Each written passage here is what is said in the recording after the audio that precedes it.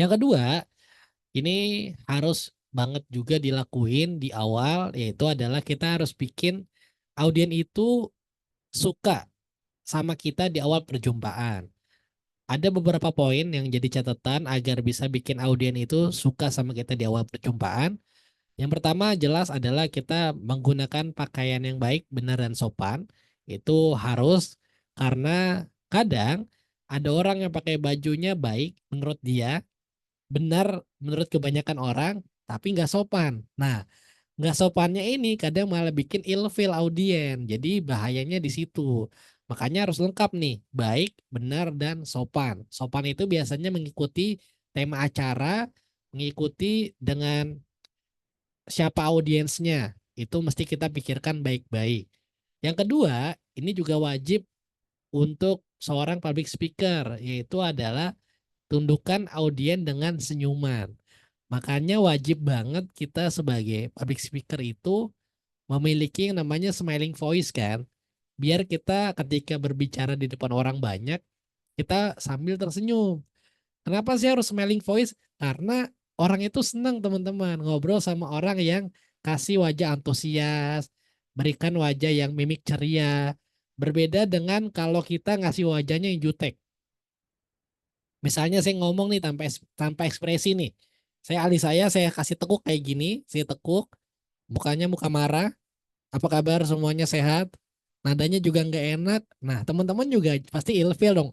Kok Mas Isan ngomongnya kayak marah-marah gitu kan? Nah, itu adalah salah satu syarat wajib mutlak menurut saya. Seorang public speaker harus bisa menundukkan audiens dengan senyuman. Salah satu caranya adalah dengan smiling voice. Lalu juga kita harus melakukan yang namanya eye contact dengan tepat. Jangan pernah takut untuk menatap audiens. Kenapa jangan pernah takut? Karena kita sebagai MC, sebagai public speaker, kita perlu interaksi teman-teman. Nah, salah satu bentuk interaksi kita lewat mata kita. Jadi kalau kita bisa natap audiens kita, maka biasanya kita bisa makin dekat nih sama audiens gitu. Ketimbang kita menghindari mata-mata mereka, kita anggap mereka musuh, kita anggap mereka intimidasi kita. Nah, kalau kita menganggap seperti itu, kemarin kita udah belajar kan bahwa pikiran akan mempengaruhi semuanya. Nanti khawatirnya kita malah tambah takut, kita jadi lebih grogi lagi kalau misalnya kita berpikir seperti itu. Lalu jangan lupa juga berikan smooth test breaking. Smooth test breaking tuh nanya-nanya aja, apa kabar, semuanya sehat? Di sini mana yang dari Bandung boleh angkat tangan? Nah, itu smooth test breaking tuh. Semarang mana suaranya? Bekasi. Nah, itu adalah sebuah contoh smooth test breaking. Bisa juga kita bahas misalnya udah tahu nih ada dari Bandung, Semarang, Bekasi. Kita bahas sesuatu yang berhubungan dengan daerah-daerah tersebut. Contoh misalnya di Bekasi gimana? Bekasi masih macet nggak sekarang? Bisa kayak gitu. Misalnya, wah saya enak nih ngeliat orang Bandung Kak Widin nih. Orang Bandung tuh katanya wangi-wangi ya karena terkenal kota kembang. Misalnya kayak gitu. Bisa. Nah, cari-cari hal yang berhubungan dengan kalau kita udah tahu daerahnya tuh lebih enak tuh. Kita pakai smooth ice breaking sambil mencari tahu latar belakang misalnya daerahnya. Ada apa nih ciri khasnya. Buat bahan kita untuk smooth ice breaking.